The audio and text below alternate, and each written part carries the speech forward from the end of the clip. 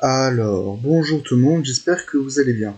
Petite analyse de ma partie contre Medici Simone, qui est un maître feed suisse. Ça fait quelques mois que j'ai joué la partie, mais bon, je suis quand même en pleine forme pour vous parler de cette partie. C'est une partie Trompowski. Du coup, tous les fans de Trompowski vont aimer cette vidéo, que ce soit avec les pièces noires et avec les pièces blanches. Du coup, D4, cavalier F6, fou B4, je m'étais préparé. E6, E4, et là B6, qui est un coup assez rare. C'est la variante classique avec le grand centre pour les blancs, avec plus tard F4, C4, bref. Il me prend, cavalier F3 pour défendre le pion. Fou B7, fou D3, C5. Je m'en prends directement en centre. D'habitude on joue C3, mais là dans la partie il m'a joué E5. Ok, j'ai joué Dame D8, fou C5, prise C5, fou prend C5, cavalier BD2, roc et cavalier E4. Alors dans cette position, j'ai fait un coup assez intéressant, j'ai pris. Avec l'idée, bon, tu prends et cavalier C6. Roc. Et en fait, si tu me prends à n'importe quel moment, bah en fait, j'aurai toujours fou contre cavalier dans cette position où tu as des pions des deux côtés. Bon bah, j'ai joué H6, il joue C3, et là j'ai fait une faute, j'ai joué Dame C7. En fait, j'avais calculé, et je m'étais dit B4 par exemple, D5 intermédiaire, E prend D6, Fou prend D6, et sur B5, genre cavalier E5.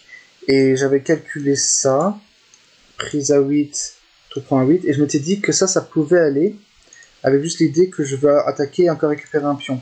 Moi, je suis plutôt partisan d'avoir un fou et un pion, ou un fou et deux pions contre la tour. Mais bref, tout ça pour dire. En fait, j'avais pas vu. J'avais joué Dame C7 tempo parce que j'étais fâché, un peu stressé. Bon, il était maître feed, quoi.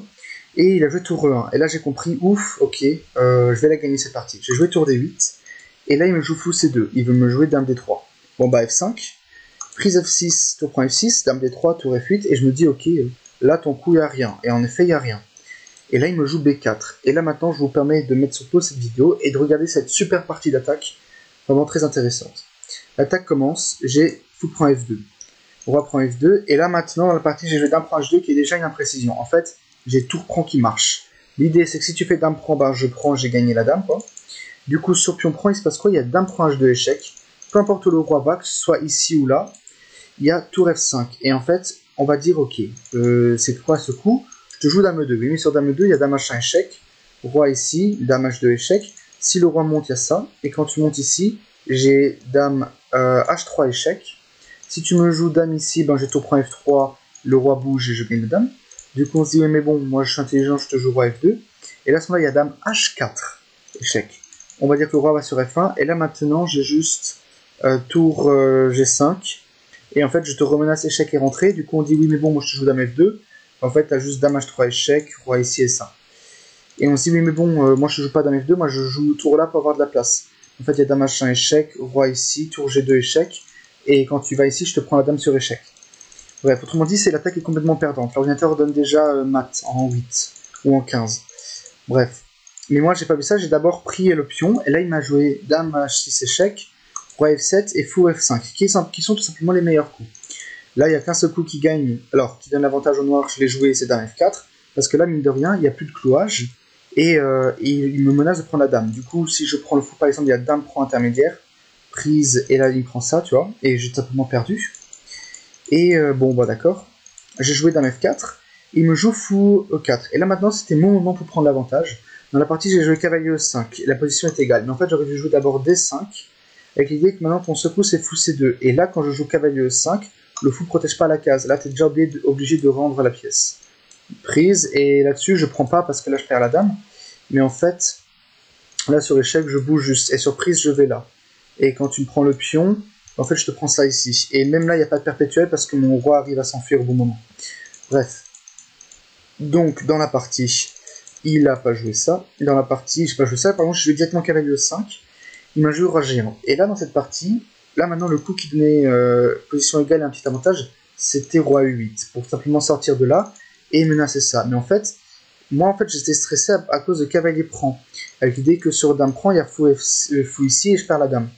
Mais en fait, là maintenant, ici, j'ai dame F2 échec, le roi part, et dame H4. Et ça, j'avais vu après coup dans l'analyse, mais moi, je voulais pas faire nul. Moi, je vois un maître feed en face de moi, je veux gagner, tu vois. Et c'est simplement mon idée en tête, et je me dis non, ça va pas. Et si tu joues roi E7, c'est la même chose, hein. Roi E7, prise et dame F2. Bref. Et je joue cavalier 5, il m'a joué roi G1, Et là, j'ai joué cavalier G4 avec simplement l'idée de rentrer ici. Et là, je peux pas jouer D5 parce que pareil, il y a cavalier prend, dame prend et ça. Et en fait, vous voyez au moment où je pouvais jouer D5 avant, en fait, il fallait que je le joue. Et ça, on va s'en rendre compte juste après. Et ça, c'est le thème défensif avec le noir dans la Trompowsky. Si le roi est sur F7, vous devez réussir à jouer D5 pour avoir de l'espace et simplement ne pas se prendre une attaque. Et là, vous allez voir l'importance du coup D5. Cavalier E5, roi G1, cavalier G4. Je veux jouer dame ici, et ça qui est la tour. Et là, il me joue tour D1. Tour D1. Et là, maintenant, le problème, c'est que j'ai jamais D5. Sur D5, il me fait tour prend. Et sur pion prend, il y a fou prend, c'est presque mat. Genre tour ici et tour prend E6, tu vois. Et là, en fait, je suis complètement perdant. Je peux rien faire. Là, l'ordinateur, il donne déjà mat en 10. Voilà, impeccable. Enfin, je crois. Faut que j'aille l'ordi... Ouais, mat... Non, mat en 15. Presque. Bref, mais dans tous les cas. Là, j'aurais pas dû jouer ça. J'aurais tout simplement dû jouer roi E8 et menacer prise. Maintenant, supposons maintenant qu'il me joue un coup. Supposons maintenant que tu me joues tour D8, par exemple. Là, maintenant, c'est protégé. Et que je prends. Là, bon, là, il y a fou prend F3. Mais on va dire, ok...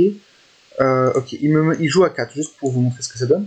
J'ai cavalier prend F3, fou prend F3, et dame G3, menace ça, et si tu bouges ton fou, j'ai juste tour F4, et je veux passer par là et mat. Et tu peux rien faire contre cette menace. Genre, l'ordinateur dit dame D3, à ce moment-là, il y a dame F2 échec, roi ici et tour là. T'es obligé de donner la dame. Et ça, c'est complètement perdant. Voilà. Ça pour vous dire. Et tout simplement, j'ai loupé cette attaque, et j'ai pas joué D5, du coup, en fait... Sur cavalier ici, tour D1, j'ai joué roi G3, je me suis dit, oh, mais là-dessus, tac, Marlou, il peut pas prendre parce que j'ai dame prend, cavalier prend et tour F1 mat. Il a réfléchi pendant 40 minutes, il m'a pris, et là j'ai compris qu'il allait revenir. En fait, là je suis perdant. Et là j'ai voulu tenter le all-in. Je me suis dit, ok, on va tenter tour prend. Avec l'idée que sur fou prend, bah en fait, j'ai mat en 2, alors échec, et tour prend F3, échec, pion prend, et dame F2 mat. Et en fait, j'ai tenté le all-in. Mais en fait, là, maintenant, il a très bien joué. Il m'a joué fou C6 échec, roi E7, roi F7, tour E7, roi F6, dame G7, roi là, il me prend. Et vraiment, j'étais dégoûté. Vraiment, j'avais vu les variantes qui faisaient nul, etc., etc. Mais en fait, je me suis dit, non, il faut que je la gagne. Et j'ai tellement voulu tenter de la gagner, au lieu de faire nul. Tu vois, nul, c'était suffisant contre un maître fil. Mais je voulais tellement tenter de la gagner, que finalement, je me suis repris le coup du bâton, là, le bout du bâton, tu vois. Et finalement, je me suis fait avoir par ma propre arme, c'est-à-dire vouloir gagner.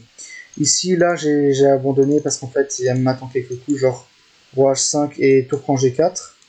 Dame prend et ça, par exemple. Et déjà, ça, c'est complètement gagnant, mais on va dire même fou prend, qui est plus fort parce que je menace note. Attends, il y a même nul, il y a dame prend H6. Et là-dessus, je te fais tour E4, je pense. Tu dois quitter la connexion. Et dame G7 échec, voilà. Et t'es obligé de donner ça et à mat. Voilà, ça c'était ce que j'avais à peu prévu. Bref, et je me suis pas trompé, en effet, c'est complètement perdant. Du coup, le thème défensif à ne pas oublier dans ce type de partie, c'est tout simplement de ne pas avoir peur de jouer des 5. Et surtout, si vous avez moyen de prendre la nulle, des fois, il est mieux de prendre la nulle. Parce que là, roi E8, je menace cavalier prend F3, tu peux rien faire. Si tu joues tour F1, par exemple, je te joue cavalier G4. Et là, c'est la même variante, sauf que là-dessus, là maintenant, je peux te jouer ce genre de coup. Parce que tu vois, il n'y a rien. Même plus fort, dame E3 échec. Et je te menace saquer. Tu dois jouer roi H1. Parce que si tu me joues... Ok, là, en fait, tour F2, c'est juste débile. On est d'accord. Du coup, roi H1. Roi H1. Quand le roi va là-bas, genre dame G5. Tu peux pas prendre parce que tu te fais mater.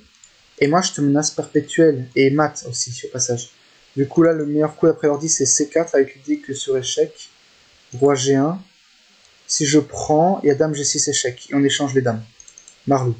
Du coup, mon seul coup, c'est tour 8 F7. C'est ça pour empêcher de se prendre un fou là. Et C5. Et maintenant, si je te mets tour prend par exemple, il y a juste tour prend F3. Échec, roi ici. Et le roi s'enfuit. Genre ça, tu vois. Le roi s'enfuit. C'est quand même terrible quand même. Dame prend G2. Le roi va là. Je fais quoi? Ah non, attends. Le roi doit aller où? Le roi doit aller sur E1 avec l'idée que sur prise, il y a dame G8 échec et c'est moi qui me fais mater. Genre ça, dame prend G7 et mat, malheureusement. Voilà, ça c'est quand même incroyable. Du coup, ce qu'il faut retenir, le thème de cette partie, c'est que si vous voyez que vous avez moyen de faire nul et qu'il n'y a pas d'attaque, forcez pas. Vraiment les mecs, forcez pas. Acceptez que vous allez faire nul contre un maître et simplement ne perdez pas vos parties d'échecs. parce que nul c'est toujours mieux que de perdre une partie. Bref, merci beaucoup d'avoir regardé cette vidéo, j'espère qu'elle vous aura plu. Si c'est le cas, n'hésitez pas à me le dire dans les commentaires. Abonnez-vous, likez, partagez comme d'habitude, et je vous dis du coup à la prochaine pour toute nouvelle vidéo. C'était Loris Aka 17, et ciao tout le monde.